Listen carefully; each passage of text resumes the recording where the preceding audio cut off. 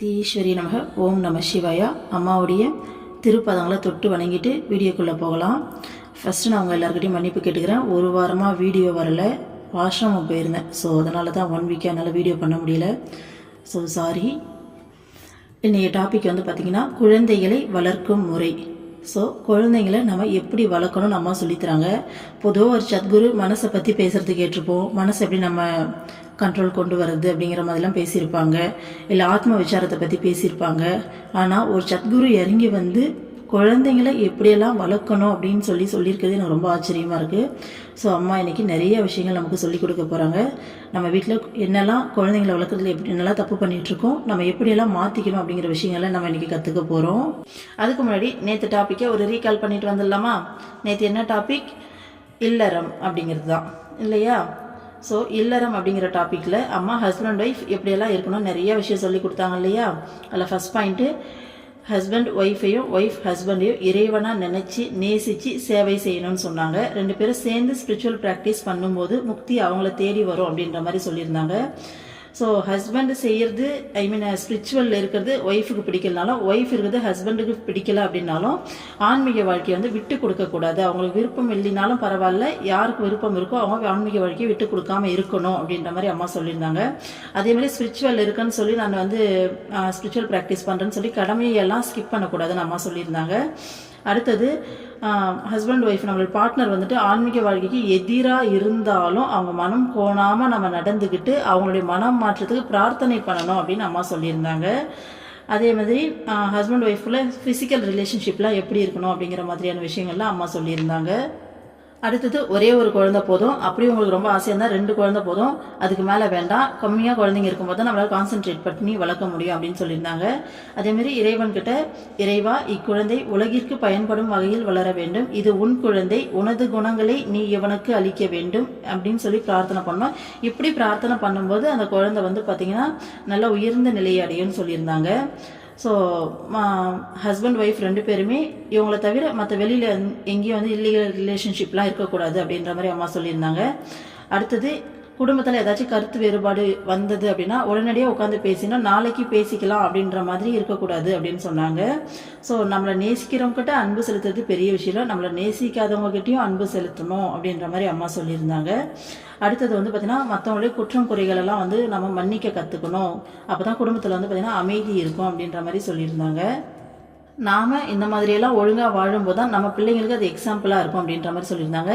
Evening டைமில் வந்து பார்த்திங்கன்னா அந்த சந்தியா காலத்தில் ஃபிசிக்கல் ரிலேஷன்ஷிப்பில் ஈடுபடக்கூடாது, மந்தமான குழந்தை பிறக்கும் அப்படின்ற மாதிரி சொல்லியிருந்தாங்க. அதே மாதிரி தியானம் பண்ணும்போது, நிறைய மெடிடேஷன் பண்ணும்போது வாசனைகள் மேலே வந்து பிரம்மச்சரியம் கடைபிடிச்சிட்டு இருந்தாலும் கொஞ்சம் ஒரு மாதிரி ஃபீல் எல்லாம் அதிகமாகும். அந்த மாதிரி டைமில் குருவோட துணையை நாடணும், நம்ம மனசும் கட்டுப்பாடாக வச்சுக்கணும்னு சொல்லியிருந்தாங்க. அடுத்தது வந்து பார்த்திங்கன்னா ப்ரெக்னென்ட் ஆகிட்டா 3 to 4 மந்த்துக்கு அப்புறம் ரிலேஷன்ஷிப்பில் ஈடுபடக்கூடாது, உலகில் விஷயங்களை பேசக்கூடாது, சினிமா பார்க்கக்கூடாது, இந்த நியூஸ் பேப்பர் படிக்கிறது, இந்த மாதிரி விஷயம் எல்லாத்தையும் விட்டுட்டு கம்ப்ளீட்டாக ஸ்பிரிச்சுவல் ப்ராக்டிஸில் இருக்கணும்னு சொன்னாங்க. காரணம் வந்து பார்த்திங்கன்னா தாயோடைய சிந்தனை அலைகளுக்கும் உணர்ச்சிகளுக்கும் குழந்தையின் இயல்பை உருவாக்குவதில் பெரும் பங்குண்டு அப்படின்னு சொல்லி அம்மா சொல்லியிருந்தாங்களா. அடுத்தது வந்து பார்த்திங்கன்னா பிரம்மச்சரிய ஒழுக்கம் இல்லாமல் பிராணாயாமம் பண்ணனா நிறைய கெடுதல் ஏற்படும், அதனால் குருவின் மேற்பார்வையில் மட்டும்தான் பிராணாயாம பயிற்சியெல்லாம் செய்யணும் அப்படின்னு அம்மா சொல்லி நேற்று டாப்பிக்கை முடிச்சிருந்தாங்க. ஸோ இன்றைக்கி குழந்தையை எப்படி வளர்க்கணுன்ற மாதிரி அம்மா சொல்லி கொடுக்க போகிறாங்க. அம்மா இந்த டாப்பிக்கில் என்னெல்லாம் நமக்கு சொல்லி கொடுக்குறாங்க அப்படிங்கிற விஷயங்களை நம்ம பார்க்குறதுக்கு முன்னாடி ஒரு சில விஷயங்களை நம்ம மைண்டில் வச்சுக்கிட்டு அதுக்கப்புறம் நாம் இதை கேட்டோம் அப்படின்னா இன்னும் கொஞ்சம் நல்லாயிருக்கும்னு நினைக்கிறேன். ஃபர்ஸ்ட் ஆஃப் ஆல், குழந்தைங்க அப்படிங்கிறவங்க அவங்க ஒரு தனிப்பட்ட ஆன்மா, அதை நம்ம ஃபஸ்ட்டு புரிஞ்சுக்கணும். நம்ம எல்லோரும் நினச்சிக்கிறோன்னா நம்ம வயிற்றில் வந்து பிறந்ததால் இது நம்மளோட குழந்தை, நம்ம விருப்பப்படி தான் இருக்கணும்னு சொல்லிட்டு நம்ம நினைக்கிறோம். அதுவே ஃபஸ்ட்டு தப்பு. நம்ம பேசிக்காக நம்ம மென்டாலிட்டியே மாற்றணும். அது ஒரு தனிப்பட்ட ஆத்மா, இறைவனுடைய குழந்தை அது, ஓகேங்களா? அது எந்த நோக்கத்துக்காக இந்த பூமியில் பிறவி எடுத்ததுன்னு சொல்லி நமக்கு தெரியாது. ஸோ நம்மளுடைய விருப்பு வெறுப்புகளையும் நம்மளோட ஆசைகளையும் எடுத்துன்னு போயிட்டு அது மேலே கண்டிப்பாக திணிக்கக்கூடாது. உதாரணத்துக்கு ஜிவி பிரகாஷ், விஜய், அப்புறம் சச்சின் டெண்டுல்கர் இவங்கெல்லாம் எடுத்துக்கோங்க. வீட்டில் எல்லாருமே படிக்க சொல்லி கம்பல் பண்ணாங்க. ஆனால் அந்த ஆத்மா வந்துட்டு எதுக்கு பிறவி எடுத்ததோ அந்த விஷயத்தை தான் செஞ்சது. அவங்கள போயிட்டு படின்னு கம்பல் பண்ணால் யோசிச்சு பாருங்க, அவங்க படித்த ஒரு வேலைக்கே போயிருந்தாலும் இந்த அளவுக்கு ஷைன் பண்ணியிருக்க முடியுமா? இன்றைக்கி எல்லாருமே ஒரு டாப் பொசிஷனில் இருக்காங்க இல்லையா? ஜிவி பிரகாஷ் வந்து சூப்பரான ஒரு மியூசிக் டைரக்டராக இருக்கார், செம்மையாக பாடுறாரு. அவர் சாங்ஸ் எவ்வளோ விஷயம் நம்மளே என்ஜாய் பண்ணுறோம் இல்லையா? எத்தனையோ பாட்டு.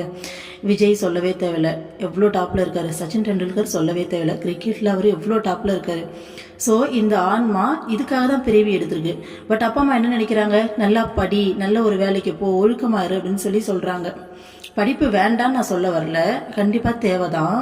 ஆனால் இருந்தாலும் அது ஒரு ஆத்மா அப்படிங்கிறது ஒரு தனிப்பட்ட நோக்கத்தோட பிறக்குதுன்னு சொல்ல வரேன்.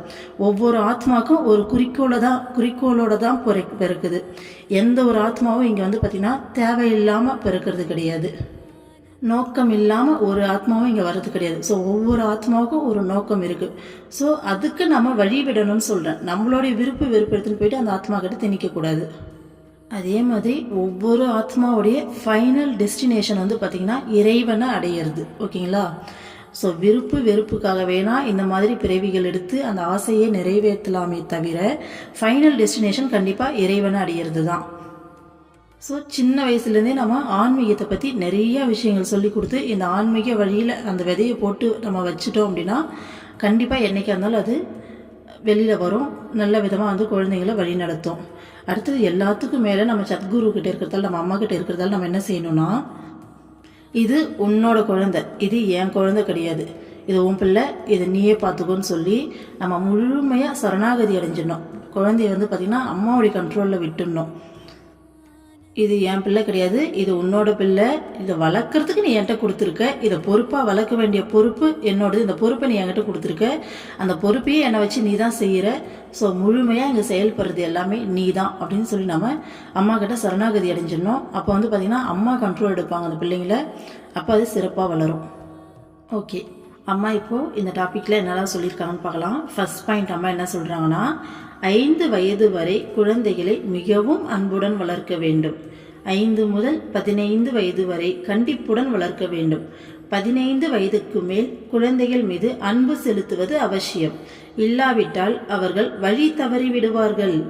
5 முதல் 15 வயது வரை உள்ள காலகட்டத்தில்தான் வாழ்க்கையின் அஸ்திவாரம் உருவாகிறது. அந்த நேரத்தில் நல்ல கண்டிப்புடன் வளர்த்தால்தான் அவர்களை நேர் வழியில் நடத்தி செல்ல முடியும். ஸோ அம்மா என்ன சொல்கிறாங்கன்னா, ஃபஸ்ட்டு 5 வயசு வரைக்கும் குழந்தைங்கள ரொம்ப அன்பாக வளருங்க அப்படின்னு சொல்கிறாங்க. ஓகேங்களா? 5 வயசு வரைக்கும் குழந்தைங்கள அன்பாக வளர்க்கணுமாமா. ஆனால் 5 வயசுலேருந்து 15 வயசு வரைக்கும் ரொம்ப ரொம்ப கண்டிப்பாக வளர்க்கணுன்றாங்க. ஏன்னா அந்த டைமில் தான் வாழ்க்கையோட அஸ்திவாரமே உருவாகுது. அப்போ நம்ம கண்டிப்பாக வளர்த்தா மட்டும்தான் அவங்கள நேர் வழியில் செலுத்த முடியும் அப்படின்னு அம்மா சொல்கிறாங்க. இப்போ நான் படிக்கிற காலகட்டத்தில் இந்த 5லேருந்து 15 வயசு அப்படிங்கிறது என்னென்னா, ஃபஸ்ட் ஸ்டாண்டர்ட்லேருந்து கரெக்டாக 10th ஸ்டாண்டர்ட் வரைக்கும். ஸோ நான் ஸ்கூல் போக ஆரம்பித்து 10th முடிக்கிற வரைக்கும் அதுதான் 5 to 15 வயசு. யோசிச்சு பாருங்கள், நமக்கு இந்த வயசில் என்னெல்லாம் கேரக்டர் பில்ட் ஆச்சோ அதுதான் லைஃப் லாங் நமக்கு கண்டினியூ ஆகும். இதுதான் ஒரு குழந்தைக்கு கேரக்டர் பில்ட் பண்ணுற ஒரு பீரியடு. ஸோ இந்த நேரத்தில் நம்ம ரொம்ப கவனமாகவும் கண்டிப்பாகவும் இருக்கணும். ஒரு சில உதாரணங்கள் சொல்லும்போது இது இன்னும் நல்லா டீப்பாக புரியும். பாருங்கள், இப்போது சின்ன வயசில் எங்கள் பக்கத்து வீட்டில் ஒரு அக்கா இருந்தாங்க. அப்போது நான் ஒரு 9th 10th படிச்சுட்டு இருந்திருப்பேன். அவங்க பையன் சின்ன பையன், அப்போ தான் வந்து பார்த்திங்கன்னா ஒரு ஃபஸ்ட் ஸ்டாண்டர்டு இல்லை செகண்ட் ஸ்டாண்டர்ட், ஃபஸ்ட்டு எனக்கு தெரிஞ்சு ஃபஸ்ட்டு இல்லை யூகேஜி, அந்தளவுக்கு சின்ன பையன்தான். ஸோ அந்த குழந்தைகிட்ட மீன்காரர் வந்து வந்திருக்காரு, மீன் விற்றுட்ருக்காங்க. அப்போ அந்த குழந்தைகிட்ட சொல்லி அனுப்புகிறாங்க அந்த அக்கா, போயிட்டு தெரியாமல் ஒரு மீனை மட்டும் எடுத்துகிட்டு வந்துரு அப்படின்னு சொல்லிட்டு அவனும் போகிறான். கூட்டத்தில் வந்து பார்த்திங்கன்னா எல்லோரும் மீன் வாங்கிட்டு இருக்காங்க. ஒரு மீன் மட்டும் தெரியாமல் எடுத்துகிட்டு வந்து அவங்க அம்மா கையில் கொடுத்துட்றான். ஓகேங்களா? அப்போது இந்த விஷயத்த அவங்க ரொம்ப சாதாரணமாக ஒரு ஜாலியாக, அவங்க ஒரு சீரியஸாகவே எடுத்துக்கல. ஒரு மீன் எடுத்துனாடா அப்படின்னு சொல்லிட்டு ஒரு சாதாரணமாக தான் சொல்கிறாங்க. அந்த குழந்தையும் போது அதை செய்யுது. அதுக்கு அடுத்தடுத்து பார்த்தீங்கன்னா அந்த குழந்தை அந்த விஷயத்தை கண்டினியூ பண்ணுது. அப்போ இந்த மாதிரி தெரியாமல் எடுக்கிறது தப்பு கிடையாது அப்படின்னு சொல்லி குழந்தைக்கு ரெஜிஸ்டர் ஆகுது மைண்டில். அப்போ என்ன ஆகுதுன்னா, எங்கே போனாலும் அதுக்கு இந்த ஹேபிட் வந்து வருது. ஒரு சில இடங்கள்ல அந்த குழந்தை மாட்டவும் செய்து, மாட்டும்போது திட்டுறாங்க. என்ன சின்ன வயசுல இந்த பையன் இப்படி செய்யுது அப்படின்னுட்டு. அப்போவாச்சும் அந்த அம்மா என்ன பண்ணணும், இல்லைம்மா நான் சொன்னது தான் தப்பு, இனிமேல் இந்த மாதிரிலாம் செய்யாத, இது தப்புன்னு சொல்லி கொடுக்கணும். அங்கேயும் அவங்க என்ன செய்கிறாங்கன்னா, இல்லை இல்லை அப்படின்னு சொல்லிட்டு அவனுக்கு சப்போர்ட் பண்ணிட்டு யார் திட்டுறாங்களோ அவங்கள திட்டுறாங்க. என்ன குழந்தை இதை எடுத்துருச்சு, இது ஒரு விஷயமா, குழந்தை தானே, இதுக்கு என்னமோ இப்படி பேசுகிறாங்க அப்படின்னு சொல்லிட்டு அந்த இடத்துலயே அவங்க அவனுக்கு சப்போர்ட் பண்ணுறாங்க. அப்போ குழந்தைக்கு அந்த இடத்துல சரி நம்மளை இப்படி பேசுகிறாங்களே அப்படிங்கிற அந்த ஃபீல் எல்லாம் வரல, நம்ம சரியாக தான் செய்கிறோம், இவங்க தான் தப்பு பண்ணுறாங்க, தப்பு கிடையாதுன்னு சொல்லிட்டு இன்னும் ஸ்ட்ராங்காக வந்து மைண்டில் பதியுது. ஸோ இப்படி வளர்கிற ஒரு குழந்தையோட மென்டாலிட்டி வளர்ந்த பிறகு எப்படி இருக்குன்னு யோசிச்சு பாருங்கள். நம்மளாலே கண்கூடாக பார்க்க முடியுது இல்லையா, தெளிவாக பார்க்க முடியுது அந்த குழந்தை எப்படி வளரும் அப்படிங்கிறது. அடுத்தது இன்னொரு அப்பா அம்மா இருக்காங்க, ஓகேங்களா. அந்த குழந்தை கடைக்கு போகுது, கடைக்கு வந்துட்டு காசு கொடுத்து அனுப்புகிறாங்க, ஒரு 10 ரூபாய் கொடுத்து அனுப்புகிறாங்கன்னு வச்சுக்கோங்களேன். அப்போ ஒரு 7 ரூபாய்க்கு பொருள் வாங்குது. கடைக்காரர் வந்து மீதி 3 ரூபாய் கொடுக்கணும். அவர் என்ன பண்ணுறாருன்னா தவறுதலாக 4 ரூபாய் கொடுத்துட்றாரு. அப்போ எடுத்துகிட்டு வந்து அம்மா கிட்ட சொல்லுது, அம்மா 1 ரூபாய், ஏன்னா வர வழியில் வாங்கிட்டு ஓடி வந்துடுது, வர வழியில் எண்ணிக்கிட்டே வருது, பக்கத்துலேயே தான் கடை. அப்போ அம்மா கிட்ட வந்து அம்மா 1 ரூபாய் எக்ஸ்ட்ரா கொடுத்துட்ருக்காருமா கடைக்காரரு அப்படின்னு சொல்லுது. சொல்லும்போது அம்மா சொல்கிறாங்க, நீ போயிட்டு என்ன பண்ணு, இந்த 1 ரூபாயை நீங்கள் எக்ஸ்ட்ரா கொடுத்துட்டீங்கன்னு சொல்லி அவர்கிட்ட கொடுத்துட்டு 2 ரூபாயை கொடுத்துட்டு 1 ரூபாயை மாற்றி எடுத்துக்கிட்டு வா அப்படின்னு சொல்கிறாங்க. அந்த குழந்தையும் போது கடைக்காரர்கிட்ட சொல்லுது, சொல்லி மாற்றி எடுத்துகிட்டு வந்துடுது. இப்போ இந்த குழந்தை எப்படி வளரும் யோசிச்சு பாருங்க.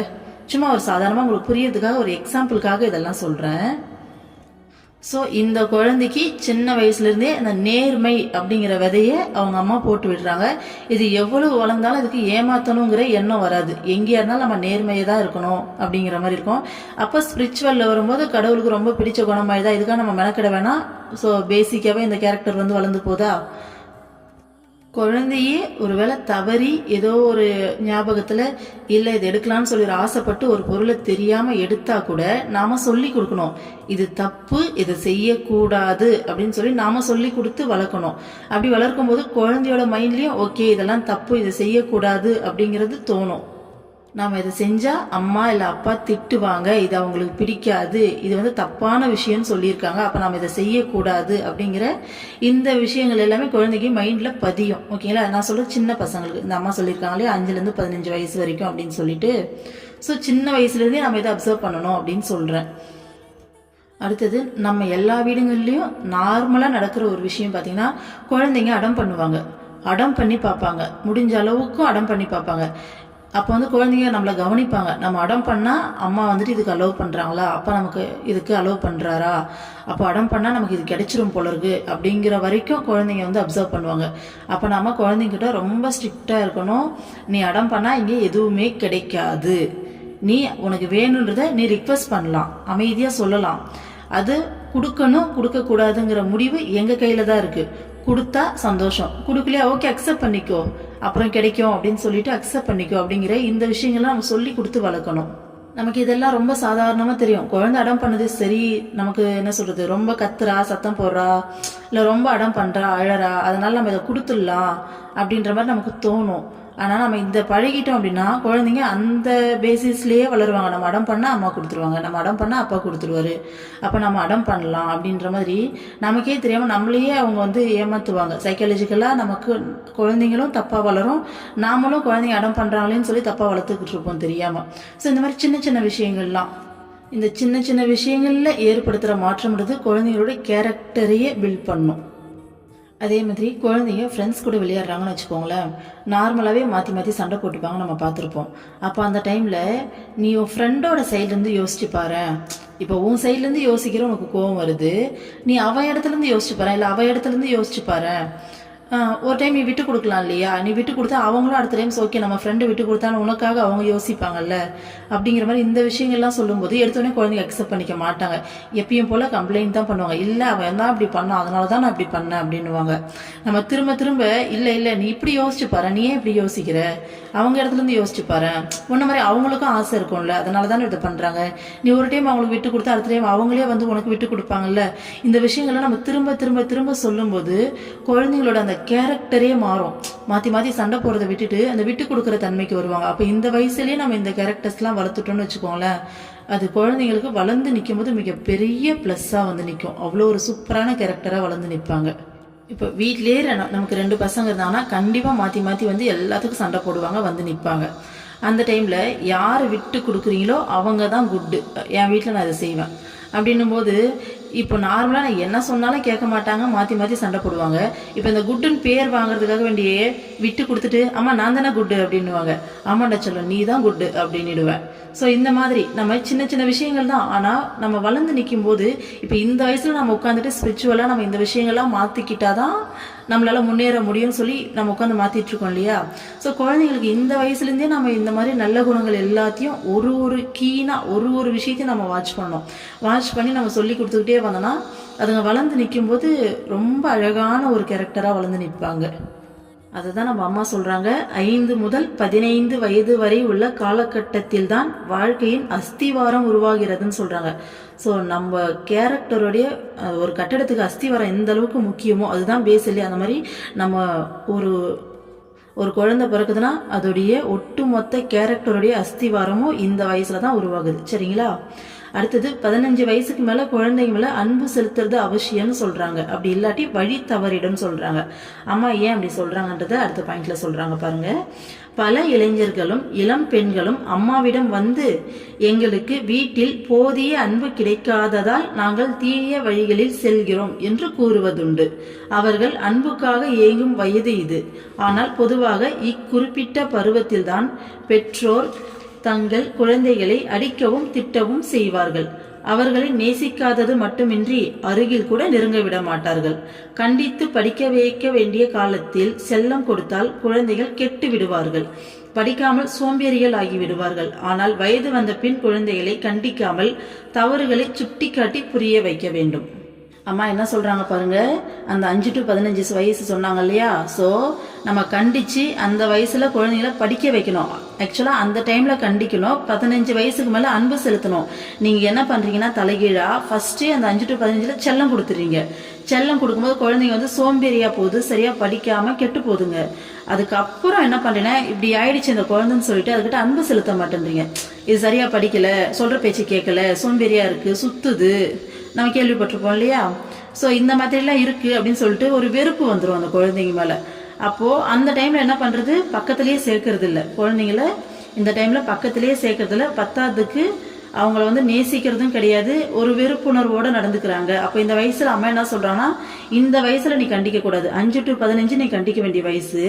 15க்கு மேலே நீ அவங்க தப்பை சுட்டி காட்டணும். கண்ணா நீ இந்த தப்பு பண்ணுற, நீ இதை பண்ணக்கூடாது, இந்த மாதிரி பண்ணணும்னு சொல்லி எடுத்து சொல்லி புரிய வைக்க வேண்டிய வயசே தவிர இது கண்டிக்கிற வயசு கிடையாது. நீ 5 to 15 நீ கண்டிக்கணும். அப்போ நீ கண்டிக்காமல் விட்டுட்டு வளர்த்துட்டு தப்பாக போச்சுன்னு சொல்லிட்டு இப்போ உட்காந்து நீ வந்து வெறுக்கிறதுல எந்த பிரயோஜனமும் கிடையாது. இது வந்து புரிய வைக்க வேண்டிய வயசு அப்படின்னு அம்மா சொல்கிறாங்க. நான் இந்த டைமில் நீ புரிய வைக்கல அப்படின்னா குழந்தைங்க என்ன பண்ணுவாங்க, ஆட்டோமேட்டிக்காக வெளியில் போக ஆரம்பிப்பாங்க. யார் வெளியில் இருக்கவங்கள வந்துட்டு டிபெண்ட் பண்ண ஆரம்பிப்பாங்க. வெளியில் இருக்கவங்க குழந்தைங்கள சரியாக தான் வழி நடத்துவாங்களா நம்மளால சொல்லவே முடியாது. அப்போ குழந்தை எந்த சைடு வேணாலும் வழி மாறுறதுக்கு நிறைய வாய்ப்பு இருக்குது. நம்ம ரொம்பலாம் யோசிக்க வேண்டாம். சாதாரணமாக நம்ம கூட இருக்க ஃப்ரெண்டே வச்சுக்கோங்க. குழந்தை டீனேஜில் லவ் பண்ணுது, கொஞ்சம் சரியில்லாத லவ்னு வச்சுக்கோங்க. ஃப்ரெண்டுக்கிட்ட போயிட்டு இது சரியான்னு சொல்லி டிஸ்கஸ் பண்ணால் என்ன பண்ணுவாங்க, அந்த ஃப்ரெண்டுக்கே அதை சொல்கிறது அளவுக்கு அறிவு கிடையாது. அதுங்களும் சின்ன பசங்க தான், கண்டிப்பாக சப்போர்ட் தான் பண்ணுவாங்க, நீ பண்ணு அப்படின்னு சொல்லிட்டு. ஏன்னா அந்த வயசு அந்த மாதிரி வயசு, சப்போர்ட் பண்ணி கூட சேர்ந்து எல்லா விஷயத்தையும் பண்ணுவாங்க. வீட்டுக்கு தெரியாமல் போகிறது வர்றது, சப்போர்ட் பண்ணுறது, இல்லை பொருள் வாங்கிட்டு வந்து கொடுக்குறது, எல்லா விதத்துலையும் சப்போர்ட் பண்ணுவாங்க. இதே பேரண்ட்ஸ் வந்து ஃப்ரெண்ட்லியாக இருந்தால் குழந்தைங்க என்ன பண்ணுவோம், பேரண்ட்ஸ் கிட்ட வந்து டிஸ்கஸ் பண்ணுவோம், இந்த மாதிரி எனக்கு தோணுது, இந்த மாதிரி இந்த பையன் இருக்கான் அப்படின்னு சொல்லிட்டு. அப்போ நம்ம அதை கவனித்து அது சரியோ தப்போ நம்ம எடுத்து சொல்லி புரிய வச்சு நம்ம வழி கொண்டு வர முடியும். ஆனால் நம்ம இவங்களை வந்துட்டு வெறுத்துட்டு இது இப்படி தான் தருதுறோம் அப்படின்ற மாதிரி சும்மா ஒரு பேச்சுக்கு சொல்கிறோம், ஓகேங்களா. இந்த மாதிரி நிறையா வீட்டில் இந்த மாதிரி சூழ்நிலைகள் இருக்கு இல்லையா. இந்த மாதிரி வெறுத்து விடுறாங்க இல்லையா. அப்படி விடும்போது குழந்தை தப்பாக தானே போகும். ஒரே ஒரு விஷயந்தான், இறைவன் அந்த குழந்தைய நம்ம கிட்ட கொடுத்துருக்காருன்னா அதை பொறுப்பாக வளர்க்க வேண்டிய பொறுப்பு கண்டிப்பாக நமக்கு இருக்குது. நம்ம இது இப்படி தான் சொல்லிட்டு வெறுத்துட்டு போகிறதால எந்த பிரயோஜனமும் கிடையாது. அதுதான் அம்மா சொல்கிறாங்க, நிறைய இளைஞர்களும் இளம் பெண்களும் அம்மா கிட்டேயே வந்து சொல்லியிருக்காங்களாம்மா, எங்களுக்கு வீட்டில் போதுமான அன்பு கிடைக்கல, அதனால தான் நாங்கள் தீய வழியில் போகிறோம். ஏன்னா அம்மா கிட்ட எல்லா கேட்டகரி பீப்புளும் வருவாங்க இல்லையா. ஸோ நம்மளே பார்த்துருப்போம், அம்மா எல்லாரையும் அனுப்பாங்க, நீ ஏன் இந்த தப்பு பண்ணன்னு ஒரு வார்த்தை கேட்க மாட்டாங்க. அம்மா வந்து பார்த்திங்கன்னா அன்பு மட்டும் தான் காட்டிக்கிட்டே இருப்பாங்க. அந்த அன்பு காட்டி காட்டி காட்டி நமக்கே கில்ட் ஆகிடும். ஐயோ நம்ம என்ன பண்ணாலும் அம்மா என்ன இப்படி அன்பு காட்டுறாலும் இனிமேல் நான் அதை பண்ண மாட்டேனான்னு சொல்லி அந்த அன்பாலேயே தான் அம்மா திருத்துவாங்களே. அப்போ குழந்தைங்க வந்து அம்மா கிட்ட அந்த மாதிரி சொல்கிறாங்களாம்மா. ஸோ அதனால் இது வந்து அன்புக்காக ஏங்குற வயசுன்றாங்க. ஏன் இந்த லவ் பண்ணுறது அப்படிங்கிற ஒரு விஷயமே அந்த அன்புக்கான ஏக்கத்தில் தானே அது வருது. இந்த அன்பு எங்கேயோ ஒரு இடத்துல கிடைக்குது அப்படின்னு சொல்லி தானே பசங்க வந்துட்டு அந்த சைடு ஓடுறாங்க. அதை விட ஒரு நல்ல அன்பு வீட்டில் இருக்குது, அதோட சூப்பராக நமக்கு அன்பு இங்கே கிடைக்குதுன்ற பட்சத்தில் ஃபஸ்ட்டு குழந்தைங்க இங்கே தான் ப்ரிஃபர் பண்ணுவாங்க, இவங்க சொல்கிறது தான் கேட்பாங்க. ஓகேங்களா, நம்ம சொல்கிறத கேட்டு அவங்க லவ் பண்ணக்கூடாது அப்படி சொல்ல வரல நான். பட் குழந்தைங்களோட லைஃப் ஸ்பாயில் ஆகாமல் ரொம்ப மோசமான ஒரு லைஃப்பை வந்து சூஸ் பண்ணாமல் அதுங்களை வழி நடத்த வேண்டிய பொறுப்பு நமக்கு இருக்கு இல்லையா. சப்போஸ் நல்ல ஒரு கான்டாக்டாகவே இருந்தால் கூட குழந்தைங்க படிக்க வேண்டியது இருக்குது இல்லையா. ஸோ எல்லோரும் பிஜி முடிச்சுட்டு வேலைக்கு போங்க, அதுக்கப்புறம் நம்ம இதை பற்றி யோசிக்கலாம்னு சொல்லி அதுங்களை படிக்க வைக்க வேண்டியது நம்மளுடைய கடமை இல்லையா அந்த வயசில். ஸோ அந்த மாதிரி சொல்கிறேன். ஏன்னா பொதுவாக லவ் அப்படிங்கிற ஒரு பிரச்சனை இருக்கிறதால, பிரச்சனை கிடையாது லவ்ங்கிறது, உண்மையாலுமே அதுதான் வந்து உலகத்துடைய ஆதாரமே. அந்த லவ்வில் தான் நம்மளே கடவுள் கூட இணைகிறோம், அந்த அன்புல தான். ஓகேங்களா, ஆனால் இருந்தாலும் பொதுவாக இருக்கிற விஷயன்றதால் நான் இதை எக்ஸாம்பிளாக சொல்லியிருக்கேன். ஆனால் இந்த வயசில் இன்னும் நிறைய பிரச்சனைகள் ஃபேஸ் பண்ணுவாங்க குழந்தைங்க. என் கூட படித்த ஒரு பையன் நல்ல ப்ரைவேட் ஸ்கூல், நல்ல பெரிய ஸ்கூல் தான். பார்த்திங்கன்னா அந்த தீவிரவாதிகள் குரூப்லலாம் கூட போயிட்டு கான்டாக்ட் பண்ணி அவங்க கூட சேர போகிறேன், எனக்கு அதுதான் பிடிச்சிருக்குலாம் கூட போயிருக்கிற கதையெல்லாம் நான் பார்த்துருக்கேன். இந்த மாதிரி இந்த வயசில் நிறைய பிரச்சனைகள், நிறைய மிஸ் அண்டர்ஸ்டாண்டிங், நிறைய தப்பான ஒரு வழிகாட்டுதல்கள்லாம் கிடைச்சா பசங்க மிஸ் ஆவாங்க. ஸோ அதனால் நம்ம கவனமாக இருக்கணும். அடுத்தது பாருங்கள், குழந்தைகளுக்கு சிறு வயதிலேயே பெற்றோர் ஆன்மீக விஷயங்களை சொல்லிக் கொடுக்க வேண்டும். வளர்ந்த பின் ஒருவேளை தவறான வழியில் சென்றால் கூட உள்ளத்தின் அடித்தளத்தில் இருக்கும் நல்லியல்புகளின் காரணமாக எதிர்காலத்தில் அவர்கள் மீண்டும் நல்வழிக்கு திரும்பலாம். ஸோ அம்மா என்ன சொல்கிறாங்கன்னா, சின்ன வயசுலேருந்தே ஆன்மீக விஷயங்களை சொல்லி கொடுத்து வளங்க. ஆன்மீக விஷயங்கள் அப்படிங்கிறது என்னது, நல்ல குணங்கள் தான்.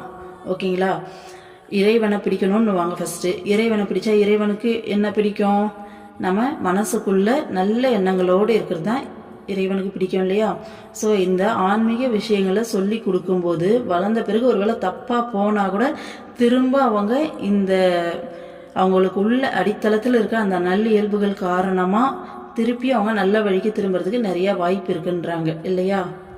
கண்டிப்பாக எவ்வளோ தப்பு செஞ்சாலும் ஒரு நேரம் இல்லை ஒரு நேரம் உட்காந்து யோசிப்பாங்க, நம்ம என்ன செஞ்சிட்ருக்கோம், நம்ம ஏன் இப்படி செய்கிறோம், நம்ம சரியான வழியில் போகலாமேன்னு கண்டிப்பாக யோசிப்பாங்க. அப்படி யோசிக்கும் போது அவங்களுக்குள்ள அந்த நல்ல குணங்கள் இருக்கும்போது தான் இந்த சைடு திரும்ப வரதுக்கான வாய்ப்பு அதிகமாக இருக்கும் இல்லையா. அதுதான் அம்மா சொல்கிறாங்க. அடுத்தது பாருங்கள், குழந்தைகளின் முன்னிலையில் வேலைக்காரர்களையோ பிறரையோ திட்டவும் இகழவும் கூடாது.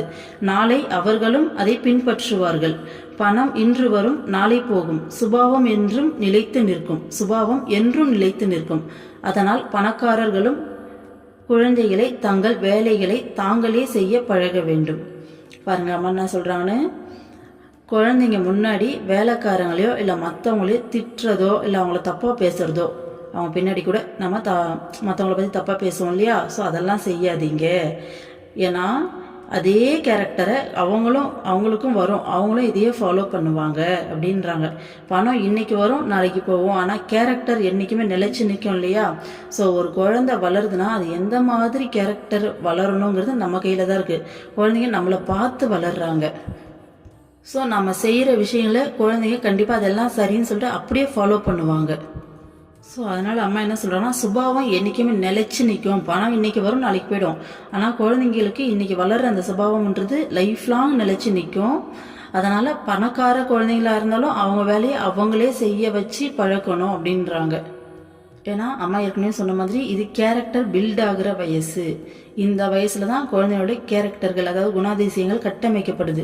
இந்த வயசில் நம்ம அதை சரியாக பில்ட் பண்ணிட்டோம் அப்படின்னா லைஃப் லாங் அவங்க அந்த கேரக்டரில் தான் நிற்க போகிறாங்க. ஸோ என்ன மாதிரி குணமுள்ள ஒரு குழந்தையாக வரணும்னு நினைக்கிறோமோ அந்த குணங்களுக்கான விஷயங்களை நம்ம கொடுக்கணும் இல்லையா.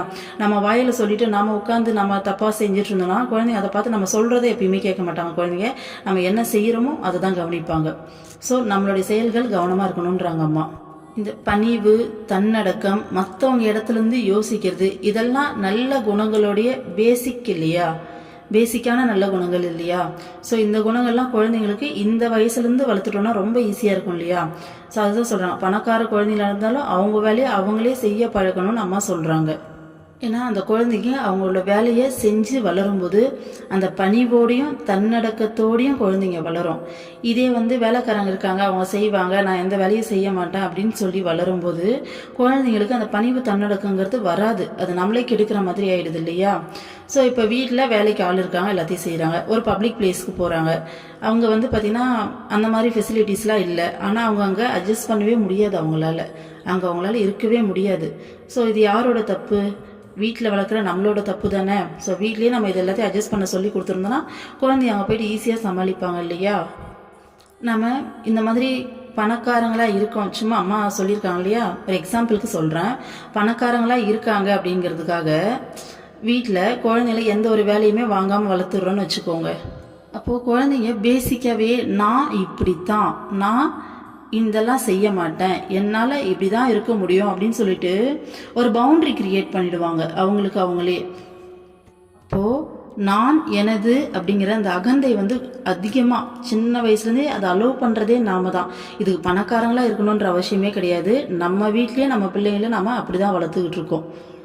நாம் சின்ன வயசாக இருக்கும்போது நம்ம கேட்டதெல்லாம் நமக்கு கிடைக்காது. ஆனால் இந்த காலத்தில் அப்படியே இருக்குது. நம்ம பிள்ளைங்க என்ன கேட்டாலும் உடனே வாங்கி கொடுத்துட்றோம், எல்லாத்தையும் அப்படி பேம்பர் பண்ணுறோம். அதெல்லாம் கண்டிப்பாக தப்பு இல்லையா? இன்றைக்கி நம்மக்கிட்ட இருக்காங்க, இவ்வளோ சொகுசாக வளர்கிறாங்க. நாளைக்கு ஓகேங்களா அப்படி சுச்சுவேஷன் வராது. இருந்தாலும் எல்லா சூழ்நிலைகள்லையும் இருக்கிறதுக்கு குழந்தைங்க நம்ம கற்றுக் கொடுக்கணும் இல்லையா?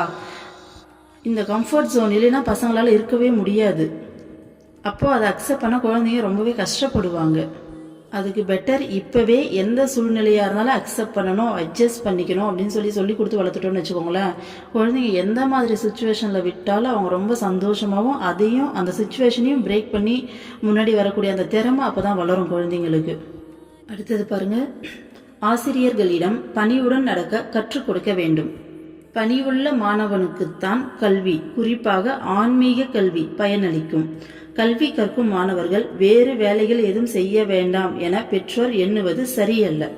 வாழ்க்கைக்கு ஏட்டுக்கல்வி மட்டும் போதாது.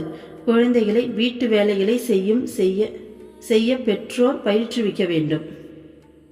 குழந்தைகளை வீட்டு வேலைகளையும் செய்ய பெற்றோர் பயிற்றுவிக்க வேண்டும். ஓகேங்களா? அம்மா என்ன சொல்கிறாங்கன்னா, குழந்தைங்களுக்கு டீச்சர்ஸ் கிட்ட ரொம்ப பணியோடு நடக்க கற்றுக் கொடுக்கணும். நீ நார்மல் எஜுகேஷன் இல்லை, மெயினாக அந்த ஸ்பிரிச்சுவல் எஜுகேஷனுக்கு ஓகேங்களா, அந்த ஸ்பிரிச்சுவலுக்கு எந்த ஒரு ஸ்டூடெண்ட் ரொம்ப பணிவாக செய்கிறாங்களோ, பணிவாக இருக்காங்களோ அவங்களுக்கு தான் பயனளிக்கும்னு சொல்கிறாங்க அம்மா. இந்த ஆன்மீக கல்வி அப்படிங்கிறது பணிவாக இருக்க ஸ்டூடெண்ட்டுக்கு தான் பயனளிக்கும் அப்படின்றாங்க. நம்ம எல்லாருமே இந்த ஸ்பிரிச்சுவலில் இப்போ ஸ்டூடெண்ட்டாக தான் இருக்கோம் இல்லையா? நான் எனது அப்படிங்கிற எண்ணத்தில் இருந்தால் நம்ம கடவுளை பிடிச்சிட முடியுமா சொல்லுங்கள்? இங்கே என்னோடது எதுவுமே இல்லைப்பா, இங்கே எல்லாமே இறைவன் தான். இறைவனோட செயலால் தான் இங்கே எல்லாமே நடக்குது. ஒரு அணுவும் அவனோடைய அருளால் தான் அசையுது அப்படிங்கிற இந்த பணிவு வரும்போது தானே இறைவன் நம்மக்கிட்ட வராரு. ஸோ இந்த பணிவை சின்ன வயசுலேருந்தே கற்றுக் கொடுங்கன்னு அம்மா சொல்கிறாங்க. ஓகேங்களா? அதே மாதிரி படிக்கிற பசங்க எந்த வேலையும் செய்ய வேணாம் அப்படின்னு சொல்லி நினைக்கக்கூடாதாம்மா. வாழ்க்கைக்கு நீ வெறுமனே போயிட்டு ஸ்கூல் போயிட்டு படிச்சுட்டு வர பார்த்தியா புக்கு, அந்த ஏட்டுக்கல்வி மட்டும் பத்தாது. குழந்தைங்கள வீட்டில் வேலை செய்ய வச்சு வளருங்க அப்படின்னு சொல்கிறாங்க அம்மா. அம்மா சொல்கிற இந்த விஷயத்தில் ஒரு மிகப்பெரிய சைக்காலஜியே ஒளிஞ்சிருக்கு. பிள்ளைங்க படிக்கிறாங்க, அவங்கள எந்த வேலையுமே வாங்கக்கூடாது அப்படின்னு வளர்க்குற பிள்ளைங்க இருக்காங்க இல்லையா? நான் பார்த்த வரைக்கும் சொல்கிறேன். அந்த பிள்ளைங்க கடைசி வரைக்கும் அப்பா அம்மா நமக்கு செய்யணும், அப்பா அம்மா நமக்கு செய்கிறவங்க அப்படிங்கிற அந்த மென்டாலிட்டிலேயே இருக்காங்க. ஓகேங்களா? ஸோ அப்பா அம்மா கிட்டேருந்து நம்ம என்ன கெட் பண்ணிக்க முடியும் அப்படிங்கிறது தான் அதிகமாக இருக்கே தவிர, வயசான பிறகு கூட வளர்ந்த பிறகு கூட இவங்கள அவங்க கேர் பண்ணிக்கிறதுங்கிறது அதிகமாக வரமாட்டேனுது. இப்பயும் அப்பா அம்மா நம்மளை பார்த்துக்க மாட்டாங்களா, அவங்க எந்த விதத்தில் நமக்கு செய்வாங்க அப்படிங்கிற அந்த எக்ஸ்பெக்டேஷன்லேயே அப்படியே அந்த பேசிக்கே அப்படியே போயிடுது. இதே பசங்களை வேலை வாங்கி வளர்க்குறாங்க பார்த்தீங்களா? அப்பா அம்மாவுடைய கஷ்டத்தை சின்ன வயசுலேருந்து சொல்லி புரிய வச்சு வளர்க்குற பிள்ளைங்க என்ன ஆகுதுன்னா, சின்ன வயசுலேருந்து அப்பா அம்மாவுக்கு சப்போர்ட்டாக இருக்கணும் அப்படிங்கிற மென்டாலிட்டியில் வளருதுங்க. அப்போ அதுங்க வளர்ந்த பிறகும் அப்பா அம்மாவுக்கு எந்த விதத்தில் நாம் சப்போர்ட்டிவாக இருக்கலாம் அப்படிங்கிற மென்டாலிட்டியில் தான் குழந்தைங்க வளருதுங்க, அப்படியே இருக்குதுங்க. குழந்தைங்க அப்பா அம்மாவுக்கு சப்போர்ட்டாக இருக்காங்க இல்லை அப்படிங்கிற எல்லாத்தையும் தாண்டி அவங்க செல்ஃபாக வளரணும். வளர்ந்த பிறகு எல்லா விஷயங்களும் செல்ஃபாக இருக்கணும். வேலைகளுக்காக மற்றவங்கள டிபெண்ட் பண்ணி இருக்கக்கூடாது. சின்ன வயசுலேருந்தே இந்த வேலைகள் எல்லாத்தையும் சொல்லி கொடுத்து வளர்த்துட்டோம் அப்படின்னா வளர்ந்த பிறகு இந்த வேலை செய்து அவங்களுக்கு ஒரு விஷயமாவே இருக்காது இல்லையா? நம்ம நீயா நானால கூட பார்த்துருப்போம். எத்தனையோ பொம்பளை பசங்க வந்து பார்த்தீங்கன்னா வளர்ந்த பிறகும் அவங்க அம்மாவுக்கு 50-60 ஆகும். ஆனாலும் பார்த்தீங்கன்னா அப்பா அம்மாவை டிபெண்ட் பண்ணியிருப்பாங்க. எங்களுக்கு அவங்க தான் பேர பசங்களை பார்த்துக்கணும், எல்லா வேலையும் அவங்க தான் செஞ்சு கொடுக்கணும் அப்படின்னு சொல்லிட்டு. ஸோ சின்ன வயசுலேருந்தே நம்ம இதெல்லாம் சொல்லி கொடுத்துட்டு வளர்த்தோன்னா பசங்க அந்த மாதிரி வரமாட்டாங்க. செல்ஃபாகவே எல்லாமே பார்த்துப்பாங்க. நம்ம சின்ன சின்ன விஷயங்கள்லேருந்து ஆரம்பிக்கலாம். இப்போ ஒரு குழந்தை ஒரு 3rd ஸ்டாண்டர்ட் படிக்குதுன்னு வச்சுக்கோங்களேன். காலையில் எஞ்சி ஸ்கூல் கிளம்பும்போது அவங்களே குளிக்க சொல்லலாம். குளிச்சுட்டு ட்ரெஸ் பண்ணிக்கிட்டு நீட்டாக வந்து நில்லு அப்படின்னு சொல்லலாம். ஓகேங்களா? இதெல்லாம் அவங்களால செய்ய முடியக்கூடிய வேலை தானே. ஸோ நம்ம போயிட்டு பேம்பர் பண்ணக்கூடாது. குளிக்க வச்சு ட்ரெஸ் போட்டு விட்டு தேவையில்லாத விஷயம். குழந்தைங்க வளர்ந்துட்டாங்க இல்லையா? ஸோ அவங்களே குளிச்சுட்டு வேணா லீவ் நாளில் நீங்கள் குளிக்க வச்சுக்கோங்க. ஓகேங்களா? ஏன்னா குழந்தைங்க சுத்தமாக குளிப்பாங்களா மாட்டாங்களா அப்படிங்கிற மாதிரி ஒரு டவுட் இருக்கும் இல்லையா? ஸோ அதனால் பட் மற்றபடி அவங்களே குளிக்க சொல்லலாம். அவங்களே ட்ரெஸ் பண்ணிக்கிட்டு வந்து நிற்க சொல்லலாம். ஓகேங்களா? சாக்ஸ் உட்பட ஷூ உட்பட அவங்களே போட்டுக்க சொல்லலாம். இப்போ தலை சீவுன்னா அந்த வேலைகள் மட்டும் நம்ம செய்யலாம். குழந்தைங்களுக்கு வந்து தலை சீவ தெரியாது இல்லையா? முடி இருந்தால் பின்னுற மாதிரி இருந்தால் இல்லைனா அதையும் பாய்ஸாக இருந்தால் அதையும் அவங்களே செய்ய சொல்லிடலாம். ஸோ சாப்பாடு போட்டு வச்சோமா அவங்களே சாப்பிட்டு கிளம்பணும். இந்த மாதிரி சாப்பிட்டாங்களா பிளேட் அவங்களே கழுவி வைக்க சொல்லுங்க. ஸோ இதெல்லாம் சின்ன சின்ன விஷயங்கள். ஃபஸ்ட்டு அவங்க வேலைகளை அவங்கள செய்யறதுக்கு பழகணும். அதுக்கப்புறம் நமக்கு ஹெல்ப்பாக இப்போ வீடு க்ளீன் பண்ணுறோன்னா கீழே இருக்க திங்ஸ் எல்லாத்தையும் எடுத்து எந்தெந்த திங்ஸ் எங்கெங்கே வைக்கணுமோ அங்கங்கே எடுத்து வைங்கன்னு சொல்லலாம். ஏன்னா வீடு க்ளீன் பண்ணும்போது இந்த திங்ஸ் எடுத்து வைக்கிறது தான் பெரிய வேலையாகவே இருக்கும். அப்போ குழந்தைங்களை ஹெல்ப்புக்கு கூப்பிட்டுக்கலாம். அவங்க எடுத்துன்னு போய் வச்சுட்டாங்கன்னா நம்ம ஈஸியாக வந்துட்டு பெருக்கி துடைக்கிறது ரொம்பவே ஈஸியாக இருக்கும்.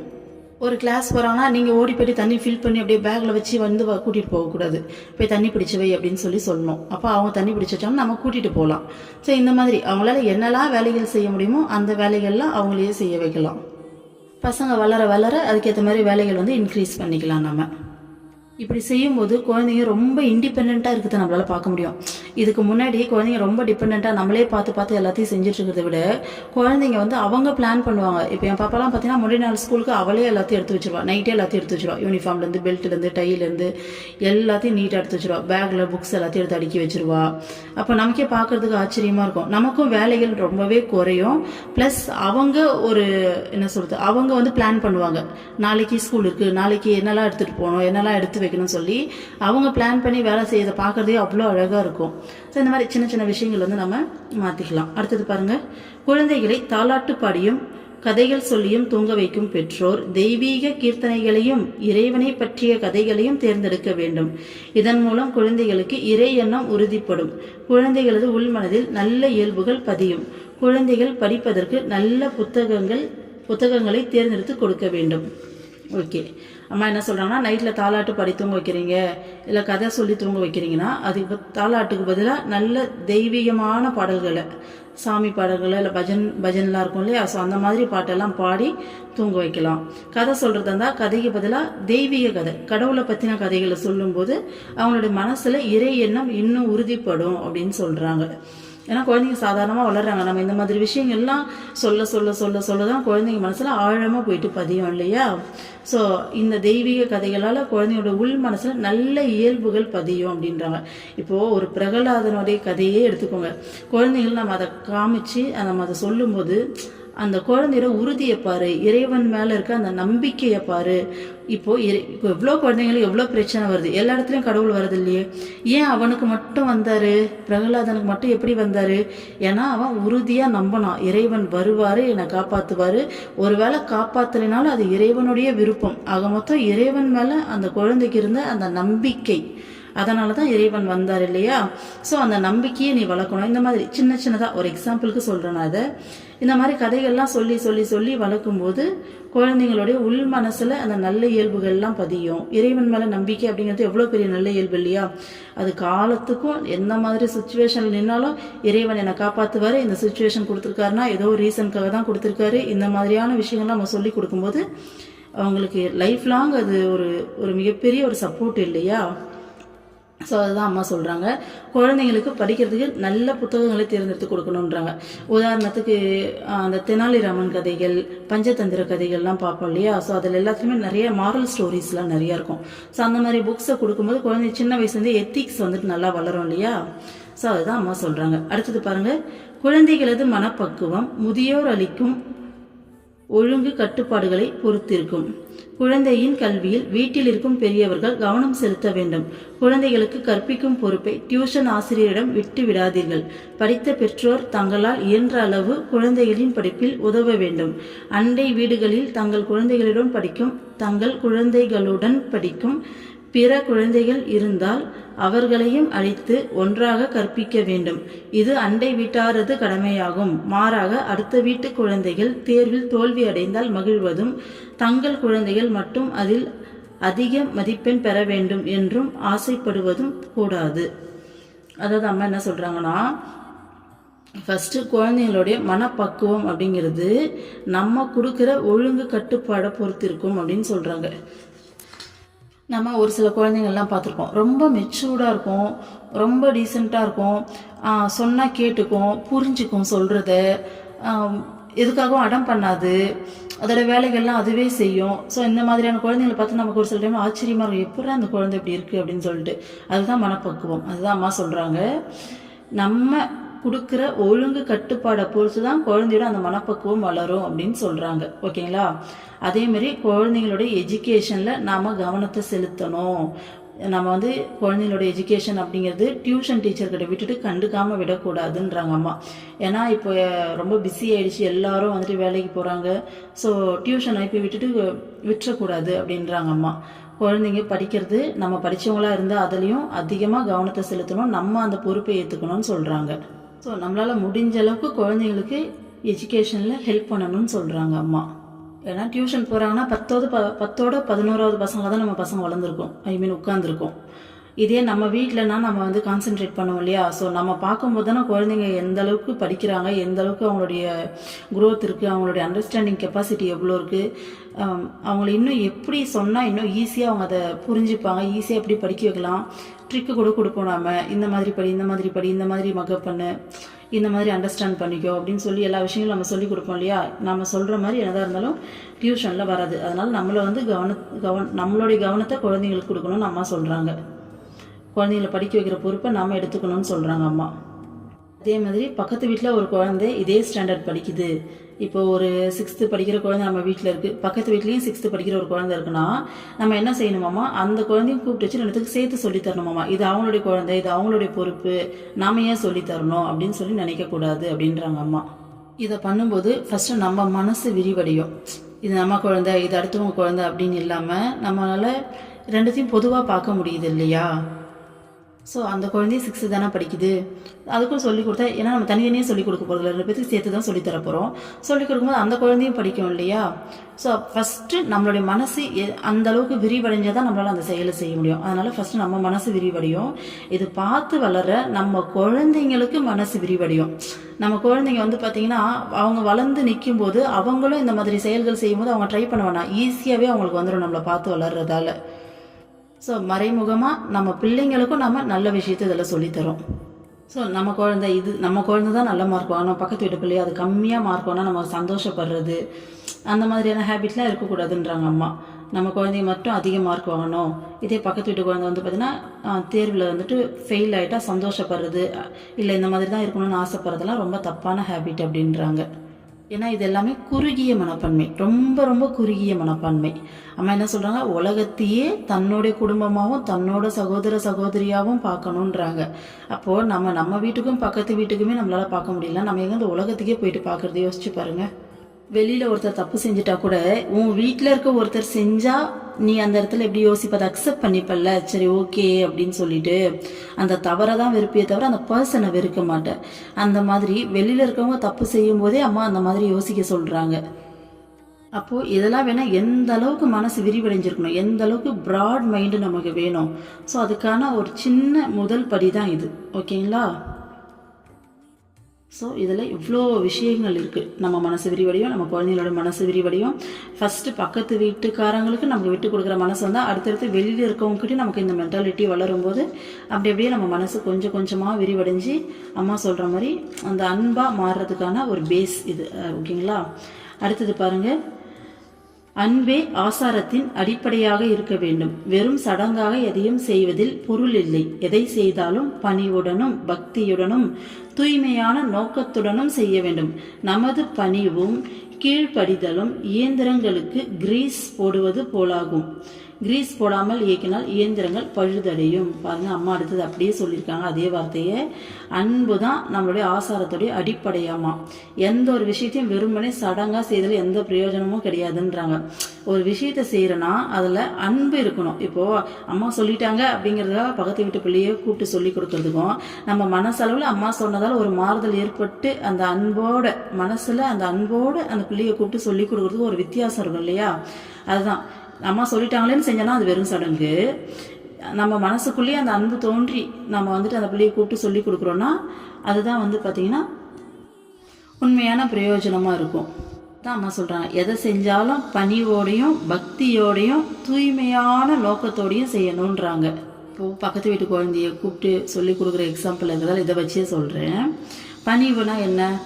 நான் பாரு பக்கத்து வீட்டு குழந்தைக்கு சொல்லி கொடுக்குறேன் அப்படின்னு சொல்லி நினச்சோன்னா அது பணிவு கிடையாது, அது வந்து அகந்தை. ஓகேங்களா? ஸோ இறைவன் இந்த குழந்தைக்கு சொல்லி கொடுக்கறதுக்கான ஒரு வாய்ப்பை எனக்கு கொடுத்துருக்காரு. இப்போது இந்த நேரத்தில் நான் சொல்லி கொடுத்தா என் வீட்டில் இருக்க பிள்ளைக்கு மட்டும்தான் சொல்லி கொடுத்துருக்க முடியும். ஆனால் இறைவன் பாருங்கள், பக்கத்து வீட்டு குழந்தைக்கும் சொல்லி கொடுக்குற வாய்ப்பை கொடுத்துருக்காரு இல்லையா? அதுவே பெரிய விஷயம் தான். நான் ஒரே நேரத்தில் நம்ம ஒரு வேலை செய்ய வேண்டிய நேரத்தில் ஒருத்தருக்கு பிரயோஜனமான வேலையே செய்யக்கூடிய அந்த நேரத்தில் இன்னொருத்தருக்கும் பிரயோஜனமாக இருக்கிற மாதிரி இந்த நேரத்தை அமைச்சு கொடுத்துருக்காருல்ல. ஸோ அது எவ்வளோ பெரிய விஷயம். அதுதான் பணிவு. ஓகேங்களா? அடுத்தது பக்தியோடு எப்படி செய்யலாம்? இறைவன் எனக்கு இந்த நேரத்தில் இந்த வேலையை கொடுத்துருக்காரு. ஸோ இறைவன் கொடுத்த வேலையை நான் செய்கிறேன். அதே மாதிரி செயல் பக்தி, அந்த செயலை முழு கவனத்தோட ஏனோ தானோ அப்படின்னு இல்லாமல் நல்ல ஒரு பொறுப்பாக செய்யறது. ஓகேங்களா? அடுத்தது பாருங்கள், தூய்மையான நோக்கம்னு சொல்லியிருக்காங்க. தூய்மையான நோக்கம் என்ன? நாம் அந்த பக்கத்து வீட்டு குழந்தைய கூப்பிட்டு சொல்லி கொடுக்கும்போது பக்கத்து வீட்டுக்காரங்க நம்மளை நல்லதாக நினைப்பாங்க, அவங்க நம்மளை ப்ரைஸ் பண்ணுவாங்க, அவங்கக்கிட்ட ஒரு நல்ல பேர் வாங்கலாம், நமக்கு அவங்களுக்கு ரிலேஷன்ஷிப் வந்து வளரும். ஸோ இதெல்லாம் தூய்மையான நோக்கம் கிடையாது. பலனை எதிர்பார்க்காம செயலை இறைவன் கொடுத்ததா நினச்சி செய்கிறது தான் தூய்மையான நோக்கம். ஓகேங்களா? இப்போ நம்ம சொல்லி கொடுத்துட்டோம் அப்படிங்கிறதுக்காக அவங்க நல்ல மார்க் தான் வாங்கணும், அதில் அவங்க எஃபோர்ட் போட்டே ஆகணும் அப்படின்னு சொல்லி நம்ம எதிர்பார்க்கக்கூடாது. நம்ம சொல்லி கொடுக்குறதுல மட்டும்தான் முழு கவனமாக இருக்கணும். இறைவன் இந்த வேலையை கொடுத்துருக்காரு, இதை நான் உருப்படியாக செய்யணும். இதோட பலனை வந்து பார்த்திங்கன்னா இறைவன் கையில் விட்டுடணும். ஏன்னா நம்ம பலனை எதிர்பார்த்து செய்யும்போது அந்த பலன் கிடைக்காதப்ப அந்த இடத்துல ஒரு ஏமாற்றம் கிடைக்குது அப்படின்னா அடுத்தது நமக்கு மனசுக்குள்ளே அந்த சின்ன ஏமாற்றத்தால் ஒரு கோபம், ஒரு விரக்தி, வெறுப்பு இதெல்லாம் வரும். சரிங்களா? ஸோ அதை எதுவுமே இருக்கக்கூடாது. செயலில் மட்டும்தான் முழு கவனத்தோடு இருக்கணும். ஓகேங்களா? அடுத்தது பாருங்கள், நமது பணிவும் கீழ்ப்படிதலும். ஓகே, இந்த பணிவு, இந்த கீழ்ப்படிதல், இந்த மாதிரியான குணங்களை வளர்த்துக்கும் போது நம்ம என்ஜினுக்கு கிரீஸ் போடுற மாதிரியாமா. கிரீஸ் போடாமல் தான் என்ஜின் தேஞ்சு போயிடும் இல்லையா? சீக்கிரமாக வந்து பழசாயிடும். ஸோ கிரீஸ் போட்டு ஓட்டும் போது ரொம்ப நாளைக்கு வந்து லைஃப் வரும் இல்லையா? ஸோ அதுதான் சொல்கிறாங்க. நம்ம மனிதர்களுடைய நம்மளுடைய மனசுக்கு இந்த பணிவு கீழ்ப்படிதல் அப்படிங்கிற குணங்கள்லாம் என்ஜினுக்கு போகிற கிரீஸ் மாதிரி அப்படின்றாங்க. ஓகேங்களா? அடுத்தது பாருங்கள், அதுக்கு முன்னாடி இந்த என்ஜினுக்கு கிரீஸ் போகிற விஷயத்தை அப்படின்னு சொல்லிட்டு ஒரே ஒரு விஷயம் மட்டும் பார்த்துட்டு போயிடலாம். என்ஜினுக்கு கிரீஸ் போட்டால் என்னாகும்? அதோட லைஃப் வந்துட்டு அதிகமாக வரும், அதே மாதிரி அதோடைய வேகமும் அதிகமாகும் இல்லையா? ரொம்ப ஸ்மூத்தாக இருக்கும் இல்லையா? அதே மாதிரி அம்மா சொல்லி கொடுக்குற இந்த குணங்களோட சுயநலம் இல்லாமல் இந்த பொது நலமாக நம்ம நடந்துக்கும் போது நம்ம மைண்டோடைய கெப்பாசிட்டி அதிகமாகும். நம்ம சுயநலமாக நடந்துக்கும் போது நமக்கு நம்ம வீட்டுக்கு தேவையான விஷயங்களை செய்யறதுக்கே நம்ம பாடுபடுவோம். ஆனால் இந்த மாதிரி பொது நலமாக நடந்துக்கும் போது நமக்கு மைண்டோட கெப்பாசிட்டி அதிகமாகும்.